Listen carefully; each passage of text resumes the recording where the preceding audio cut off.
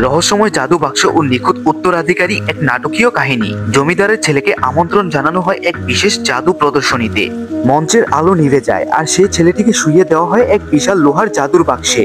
ঝনঝন শব্দ করে বন্ধ হয়ে যায় স্টিলের দরজা, আর ঠিক তখনই জাদুকর ঢুকিয়ে দেয় 40 মিটার লম্বা বিশাল ধারালো ছুরি। কিন্তু পরের মুহূর্তেই ঘটে অবিশ্বাস্য ঘটনা। বাক্সের নিচ দিয়ে বেরিয়ে আসে অধিক পরিমাণ টমেটো সস। দর্শকরা এমন দৃশ্য দেখে হাবুডুবু খেতে খেতে কেউ কেউ ভয়ে চিৎকার করে বেহুশ পর্যন্ত হয়ে যায়। মঞ্চে তখন হাহাকার। ছেলের বাবা ছুটে আসে আলোর গতিতে। তিনি পকেট থেকে বের করেন এই জাদুর বক্স খুলে ফেলার চাবি।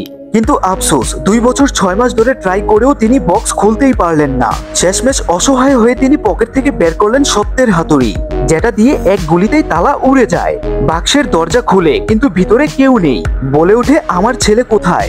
শূন্য বাক্স দেখে বাবা তখনই পুরো থিয়েটারে লকডাউন ঘোষণা করেন। সিকিউরিটি, পুলিশ, এমনকি নিজস্ব গোপন গোয়েন্দা দল পর্যন্ত ডেকে আনেন। তখনই প্রবেশ করেন বিশ্বখ্যাত গোয়েন্দা ডিটেকটিভ ভাউয়ে।